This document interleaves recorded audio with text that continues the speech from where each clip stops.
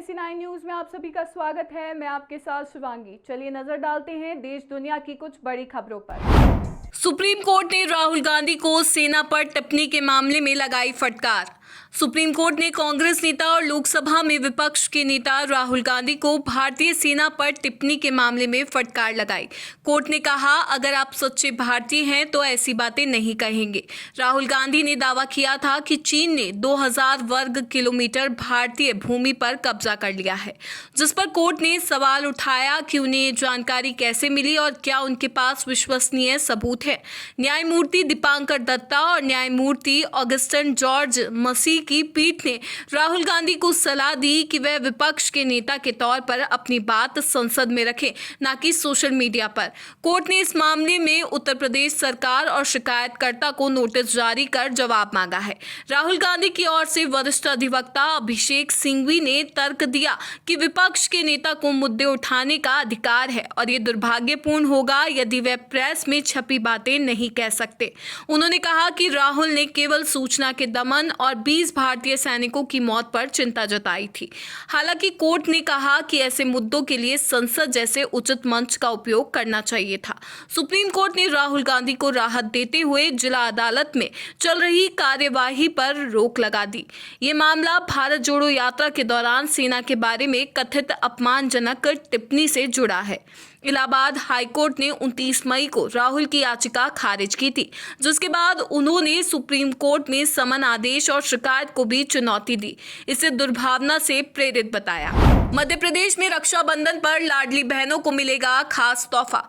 मध्य प्रदेश के मुख्यमंत्री डॉक्टर मोहन यादव ने रक्षाबंधन के पावन अवसर पर लाडली बहन योजना के तहत राज्य की महिलाओं और लड़कियों के लिए एक विशेष तोहफे की घोषणा की है। सोमवार को उन्होंने ऐलान किया कि इस बार लाडली बहना योजना की 27वीं किस्त के साथ लाभार्थियों को 250 रुपए का शगुन भी दिया जाएगा।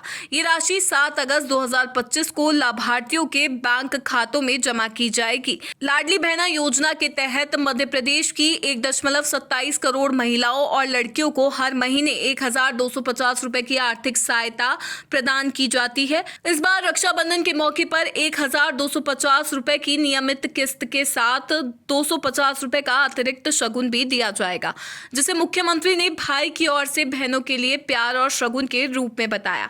मुख्यमंत्री मोहन यादव ने कहा कि लाडली बहना योजना ने मध्य प्रदेश में महिलाओं के सशक्तिकरण में महत्वपूर्ण भूमिका निभाई है।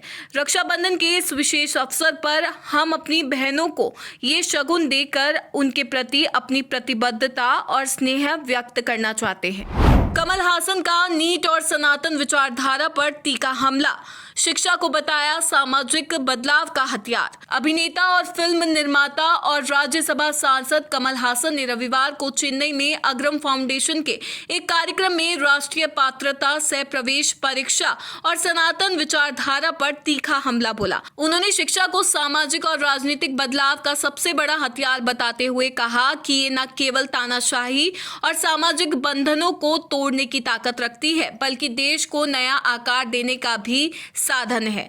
कमल हासन ने नीट परीक्षा की कड़ी आलोचना करते हुए कहा कि 2017 में लागू इस कानून ने हजारों छात्रों, खासकर ग्रामीण और आर्थिक रूप से कमजोर वर्गों के बच्चों को मेडिकल शिक्षा से वंचित कर दिया है। उन्होंने कहा, नीट ने कई होनहार छात्रों के सपनों को कुचल दिया है। शिक्षा वह ताकत है जिसके जरिए हम ऐसे कानूनों को बदल सकते हैं। ये सिर्फ एक हथियार नहीं, बल्कि वह औजार है जिससे देश का भविष्य गढ़ा जा सकता है। कमल हासन ने सनातन विचारधारा को भी निशाने पर लिया और इसे सामाजिक असमानता को बढ़ावा देने वाली विचारधारा करार दिया। उन्होंने तमिलनाडु के समाज सुधारक पेरियार ईवी रामासामी की विचारधारा का हवाला देते हुए कहा कि सनातन की जंजीरें समाज को पीछे खींचती है।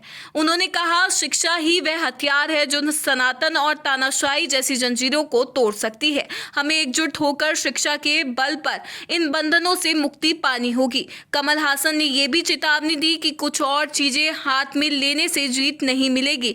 बहुसंख्यक मूर्ख तुम्हें हरा देंगे। हमें संगठित और शिक्षित होकर आगे बढ़ना होगा। झारखंड आंदोलन और राज्य के सबसे बड़े आदिवासी नेता शिबू सोरेन का निधन हो गया है। 81 वर्षीय शिबू सोरेन पिछले 1.5 महीने से किडनी संबंधी समस्या के चलते डॉक्टरों की देखरेख में थे। वहीं उनका अस्पताल में लंबे समय से इलाज चल रहा था। शिबू सोरेन के बेटे और झारखंड के सीएम हेमंत सोरेन ने सोशल मीडिया पोस्ट के जरिए इस दुखद खबर की पुष्टि की है। सीएम हेमंत सोरेन ने एक्स पर लिखा, आदरणीय दिशोम गुरुजी, हम सभी को छोड़कर चले गए हैं। आज मैं शून्य हो गया हूं। बताया जा रहा है कि शिबू सोरेन को उम्र संबंधित कई बीमारियां थी, साथ ही उन्हें रीनल यानी किडनी की भी बीमारी थी। पिछले कुछ दिन से शिबू सोरेन व्हील चेयर पर थे। झामुमो के राष्ट्रीय अधिवेशन में भी वे व्हील चेयर पर आए थे। 11 जनवरी 1944 को रामगढ़ के पास स्थित नेमरा गांव में सोबरन मांझी के घर शिबू सोरेन का जन्म हुआ था। शिबू के पिता सोबरन मांझी पेशे से शिक्षक थे। आसपास के इलाके में सोबरन की गिनती सबसे पढ़े लिखे आदिवासी शख्स के रूप में होती थी। शिबू सोरेन के दादा चरण मांझी तत्कालीन रामगढ़ राजा कामाख्या नारायण सिंह के टैक्स तहसीलदार थे। यूपी में बीजेपी का नया अध्यक्ष कौन होगा ये तय नहीं हो पाया है, लेकिन चुनाव को लेकर संगठन अपनी तैयारियों में जुटा है। लखनऊ में इसी बात को लेकर बीजेपी की बड़ी बैठक हुई।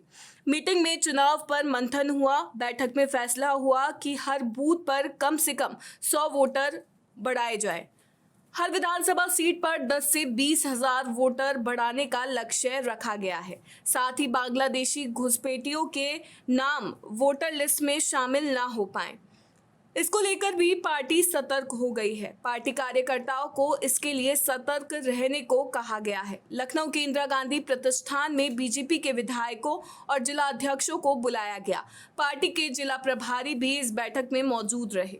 सबको वोटर लिस्ट में वोटरों को जोड़ने की जिम्मेदारी दी गई। बीजेपी का सारा जोर वोटरों की संख्या बढ़ाने में है, किसी का नाम न छूटने पाए। पिछले लोकसभा चुनाव में बीजेपी के खराब प्रदर्शन के बाद योगी आदित्यनाथ ने कहा था कि बड़ी संख्या में वोटरों की नाम लिस्ट में नहीं थे। हार की वजह पता कर रही पार्टी की तरफ से भी ये बताया गया। बीजेपी के संगठन मंत्री धर्मपाल सिंह ने कहा कि किसी भी बांग्लादेशी घुसपैठिए का नाम वोटर लिस्ट में ना हो।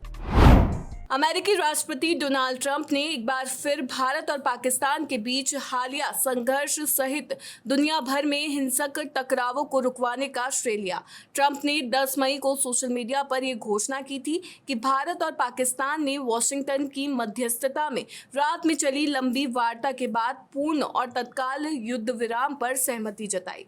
इसके बाद से ट्रंप कई अवसरों पर इस दावे को दोहरा चुके हैं। इससे कुछ दिन पहले व्हाइट हाउस की प्रेस सचिव कैरोलिन लेविट ने कहा था कि ट्रंप को भारत और पाकिस्तान के बीच संघर्ष रुकवाने के सहित दुनिया भर में कई संघर्षों को समाप्त कराने के लिए नोबेल शांति पुरस्कार दिया जाना चाहिए। ट्रंप ने दावा किया कि उन्होंने 5 युद्धों को समाप्त कराया, जिनमें कांगो गणराज्य और रवांडा के बीच 31 वर्षों से चला आ रहा खूनी संघर्ष भी शामिल है। इसमें करीब 70 लाख लोगों की मौत हुई और इसका कोई अंत नजर नहीं आ रहा था। राष्ट्रपति ने कहा कि उन्हें इस बारे में कुछ नहीं पता, न भारत और पाकिस्तान के मुद्दे के बारे में, न ईरान की परमाणु क्षमता को खत्म करने के बारे में, न ही अमेरिका की खुली सीमा को बंद करने और सबसे बेहतरीन अर्थव्यवस्था बनाने के बारे में। NSE9 न्यूज में फिलहाल इतना ही। आगे की खबरों से अपडेट रहने के लिए बने रहिए NSE9 न्यूज के साथ। नमस्कार।